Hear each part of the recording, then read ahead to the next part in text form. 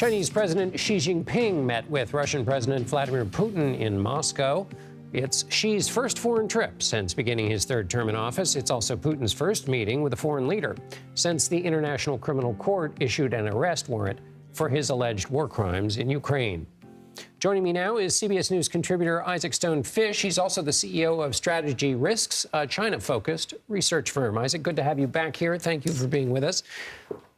We know what Putin wants. He's in the middle of a war. He needs money and weapons and so forth. What does Xi want out of these meetings? He wants to return China to the center of the geopolitical and diplomatic worlds. He wants to be able to play both sides, and he wants to keep Russia enough of an ally so that if he does move against Taiwan or move more concretely against the United States, he won't have to worry about his relationship with Moscow. Antony Blinken said that China was covering up for Russian war crimes.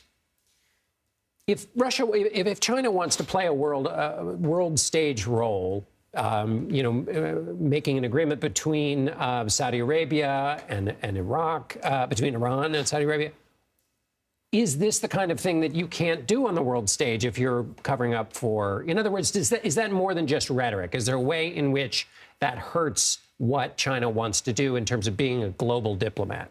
One certainly hopes that it hurts what China is trying to do, but they are showing themselves as the world's second most powerful country, that you can cover up from autocrats. And frankly, you can be a dictator yourself and still hold this very imposing, very important position on the world stage. Why not, from the United States point of view, why not let China do some of this diplomatic work? It's a busy world. It is a very busy world, and I think there's a big debate within the administration.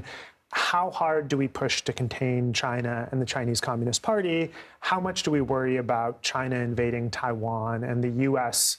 going to defend Taiwan and possibly even going to war against China? And how much do we yield and let China expand in the Pacific and elsewhere in the world? And if this is leads to some kind of a result in Ukraine, could it be in the U.S.'s interest to allow China to play its role, to sort of make China look like it's doing some work that might be helpful towards at least moving towards some kind of end of this war? It's a great question. It depends on how much you think conflict between the United States and China is inevitable. If you believe it can still be forestalled, then making China more of a responsible stakeholder, say, in the global system is still helpful. If you believe that that era is long past, then you're just giving China more cover and not preventing, but limiting the U.S.'s ability to be involved helpfully in a global conflict. One of the tenets, as I understand it, of kind of the America First view is kind of pay attention to China and don't worry about everything else. Does what China is trying to do with other countries, play this diplomatic role, remind us that sometimes nations compete not against each other, but as they collect allies with other countries, and that is one of the reasons the U.S. has to stay engaged, if you believe in this argument, has to stay engaged with other countries, because it's really a proxy competition with China? It is in a large way. I think it's also really important to remember how much so many of China's neighbors are petrified about what the country is going to do. Vietnam, Japan, Mongolia are very worried about Beijing's encroachment. And even though they have very deep economic entanglements with China, they have really good political relationships with the United States, and they want the U.S. to play a more muscular role in the region.